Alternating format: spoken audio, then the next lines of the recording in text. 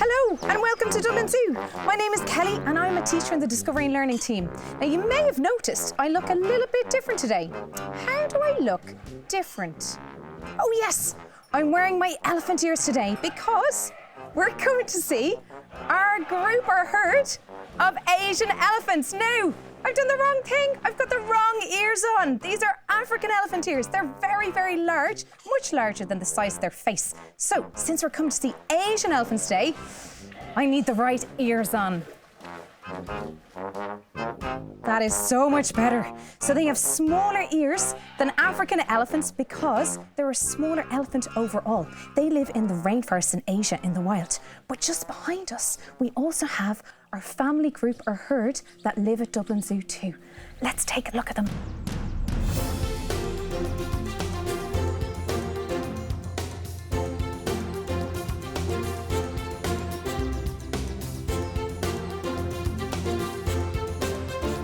So we have 9 elephants in our herd or family group here at Dublin Zoo, all led by the matriarch or leader, Dina.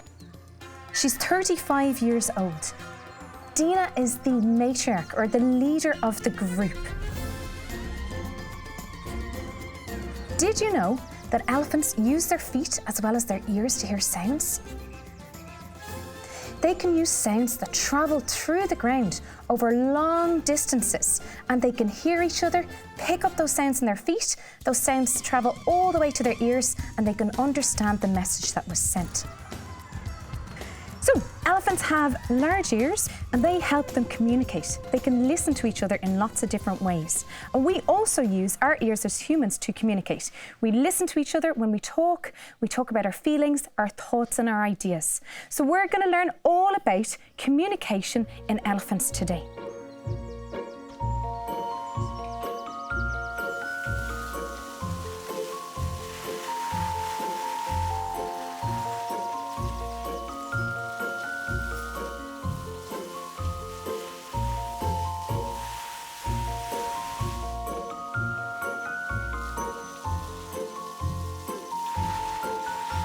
So we can see we have several members of the herd. We've also got some mallard ducks swimming around and flying around in between. Our calves have just started to enter the water, so they've been encouraged in by the lovely shower they're getting. And in the background, can you see what the other elephants are doing? The larger adult females are getting their food down and they're reaching up really high, twisting their trunks around and taking down the hay from the hay net up there.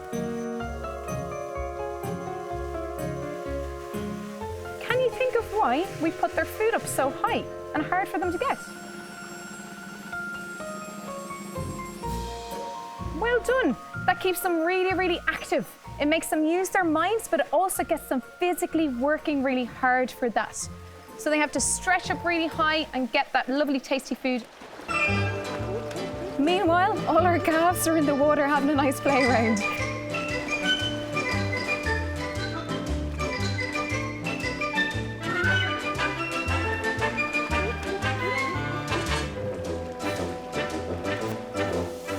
It's a very hot day today. It's really important for them to get a shower. So the shower that they're getting from our zookeeper Donal at the moment will encourage all the elephants, especially the calves. They love to swim and play around together in the water. They love to play with each other. So they tell each other it's playtime by swinging their trunks, huddling together and maybe climbing over each other and waggling their heads.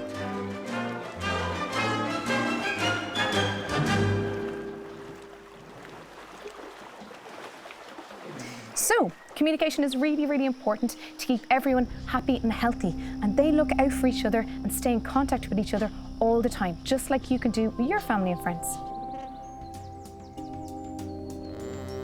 Still feeding away, so that shows you that's a really good way to feed them because they work on that for a large portion of the day. They're not going to get bored. They're still really stimulated using that trunk really well. And also, their trunks help them in lots of ways. They can use them to make calls, but they can also use them to pick up on lots of smells in their home or their habitat. That can even help them to find their partners.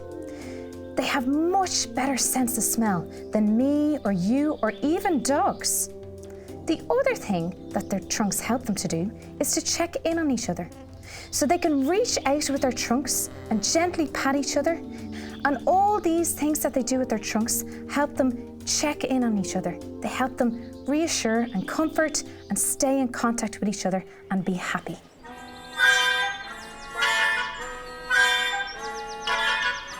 If you're looking for an activity to do at home, how about you play a game with your family members or your friends?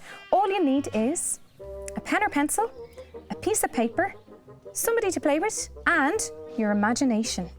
What you're going to do is describe an animal to them. So have an animal chosen in your mind, but don't tell them the name of the animal. You keep that to yourself. They're going to have to guess and draw the features of that animal to guess what animal it is.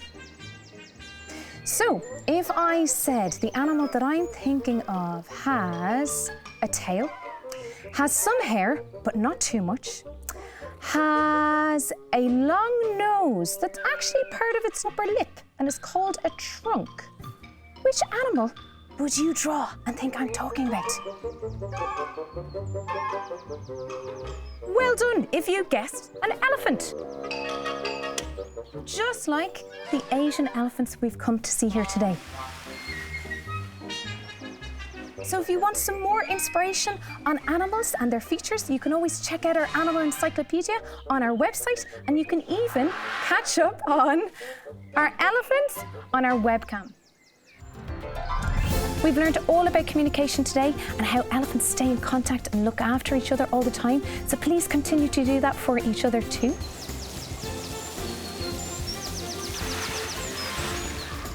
So, from our Asian elephants and our big team, we hope you had fun. Thank you very much, and we'll see you next time.